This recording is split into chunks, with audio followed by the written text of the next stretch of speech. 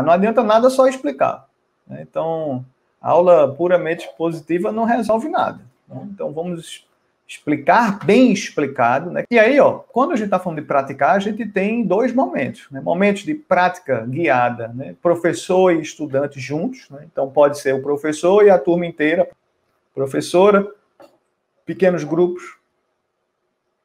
Até uma prática guiada pode ser duplas ou trios, né? Em algum momento que a gente conseguiu ficar só com aquela dupla ou trio que está com uma dificuldade maior, também isso vai acontecer. E a gente pode ter depois estudantes praticando e a gente observando. Porque na observação a gente vai ver o quê? Os furos, os erros. E quando a gente vê os erros, a gente vai fazer intervenção. Não vamos deixar a criança sem feedback. E aí, esses suportes, ó, que acontecem tanto durante a modelagem quanto durante os momentos de prática, né, são suportes essenciais para esse processo dar certo. Né? Então, fazer as perguntas certas. Né? Então, quando eu vou pensar como eu vou explicar certo assunto, conteúdo, operação, enfim, eu vou pensar também nas perguntas que eu vou fazer para os meninos. Então, se eu vou fazer um roteiro de aula, as aulas excelentes têm roteiro. Né? Ninguém dá uma aula excelente da sua cabeça. Geralmente, poucas professoras conseguem fazer o melhor de si sem planejamento. Né? Então, tem um roteiro. Né? Nesse roteiro, ou nesse script, ou nesse planejamento, tem o planejamento das perguntas que eu vou fazer. E essas perguntas que eu vou fazer aos alunos devem ser sobre pontos específicos do assunto e pontos mais amplos do que eu estou trabalhando. Né? Então, vamos ver alguns exemplos aí. Ó. Quanto é 7 vezes 9? Uma pergunta bem específica, né? Eu posso estar trabalhando um problema maior e fazer essa pergunta na hora de resolver essa parte do problema. Isso não é uma pergunta sobre o problema inteiro, né? Qual é a forma geométrica que tem 3 lados, 4 lados, 5 lados, 6 lados? Então, se eu dentro desse problema eu tenho que entender isso, eu vou perguntar qual é a forma que tem esses 6 lados. Uma pergunta específica também, pontual. O que você faz quando olha para um problema? A gente pode fazer pontos, né? Perguntas específicas para eles, e a gente também vai fazer perguntas gerais, mais estratégicas, né? Por que você precisa reagrupar esses elementos? Uma dessas perguntas. Como você vai resolver esse problema? É uma pergunta mais aberta. Então, essa mistura de perguntas específicas, né, que estão mais ligadas à resolução da operação em si, e perguntas mais amplas, né, que estão mais ligadas à resolução dos problemas como um todo e dos desafios que eles vão enfrentar, vão mantê-los o quê? Sempre ativamente engajados naquele momento com a gente. Né?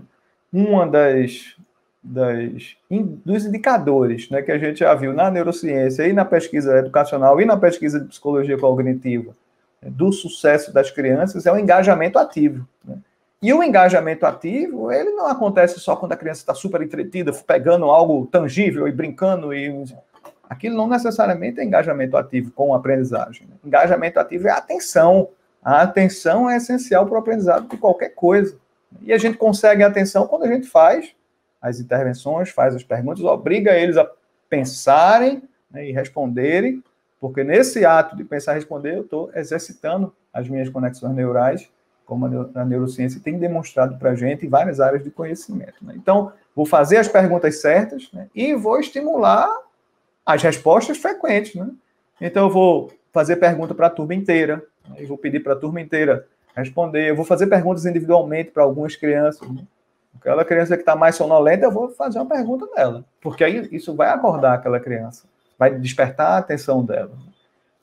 Vou fazer perguntas, às vezes, para as duplas, para trios, para grupos de alunos, independente do número. Vou fazer perguntas que eu vou pedir para eles escreverem a resposta no caderno, na ficha, enfim.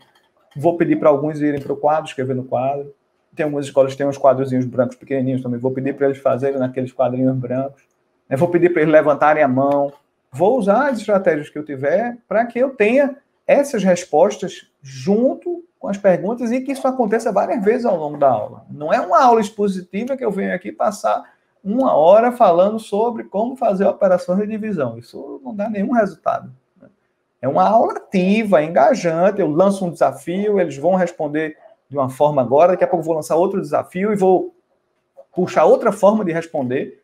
Porque essas novidades ou essas coisas diferentes dentro do tempo, né, da gente com a criança, né, daquela sessão ou daquela aula, daquele tempo de aula, enfim, vão fazer com que eles tenham, né, esse foco, né, e essa motivação para avançarem junto com a gente. Né? E aí, quando eu tenho as respostas, né, seja quando eu lanço uma pergunta e tenho a resposta imediatamente, né, porque eles vão me responder, ou quando eles estão praticando ali de uma forma mais independente, né, mas eu estou observando. A hora da criança praticar não é a hora da gente fazer o diário.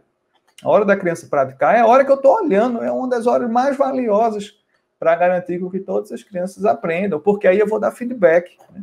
E esse feedback, ele é imediato, né, ele é naquele momento. Eu vou esperar amanhã para dar feedback sobre algo que ele fez hoje, né, e ele é específico. Né? Então, ó, discuta com o seu vizinho aí, com o seu colega, a fórmula para achar o perímetro.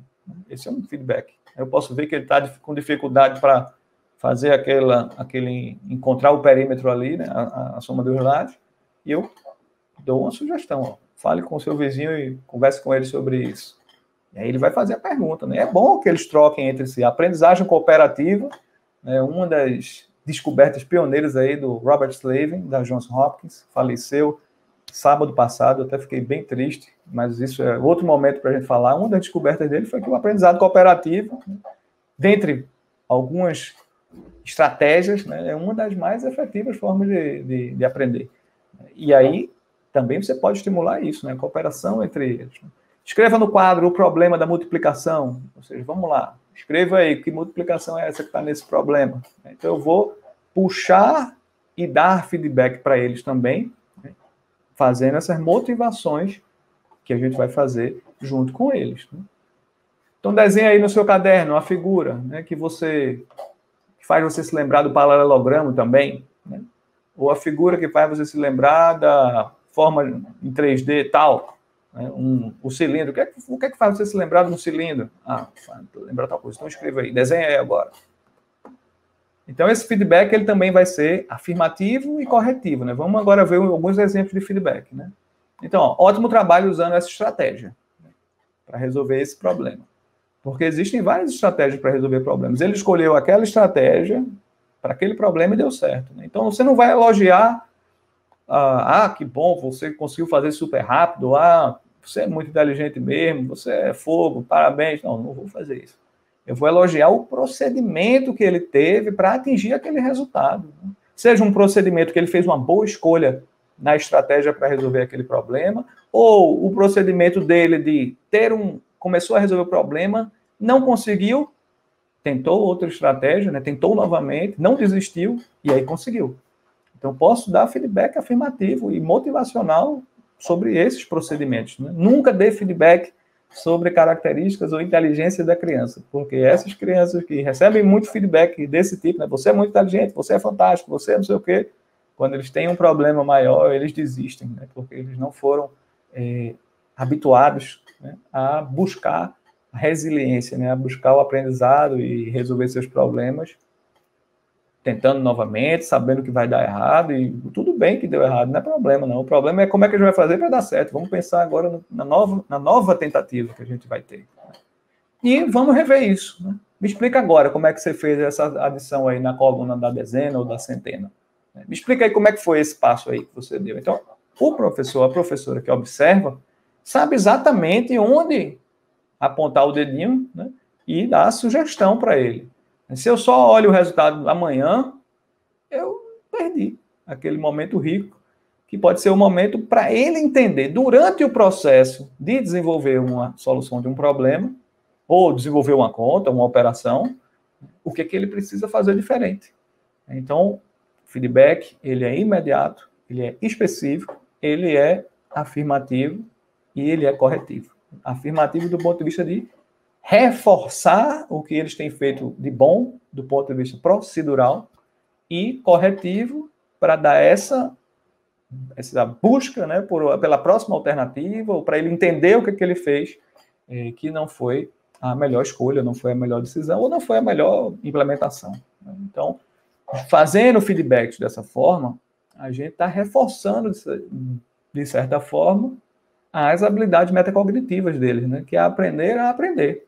Se eu dou feedback sobre o processo de aprendizagem, né, e o processo de solução de problemas, eu estou fazendo com que eles aprendam a aprender e aprendam a resolver os problemas. Né? E isso é fantástico, né? Porque aí, com esses procedimentos, eles poderão aprender qualquer coisa, né? Não só a matemática. E aí, a gente tem que ter também um ritmo acelerado. Não pode ser uma aula que eles fiquem dormindo. Né? Tem que ser um ritmo realmente planejado, mas um ritmo bom. Né?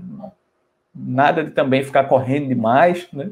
Tentar se afobar demais, mas é um ritmo bem planejado. Né? E aí a gente, então, tem esses 3 elementos, né? Modelagem, prática e suporte. Como é que eu balanceio isso, né, Américo? Você está falando dos tempos, né?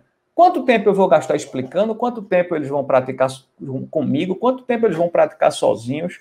E para usar esse suporte, como é que eu organizo isso? Né? Como é que eu organizo esse tempo dentro da minha operação, dos meus encontros com eles, né, das minhas aulas? Dê o seu like, se inscreva aqui no canal da Escribo para sempre receber os nossos conteúdos. Né? A gente tem sempre cursos e vídeos sobre como desenvolver o aprendizado de uma forma mais lúdica e mais efetiva, sempre usando as evidências científicas.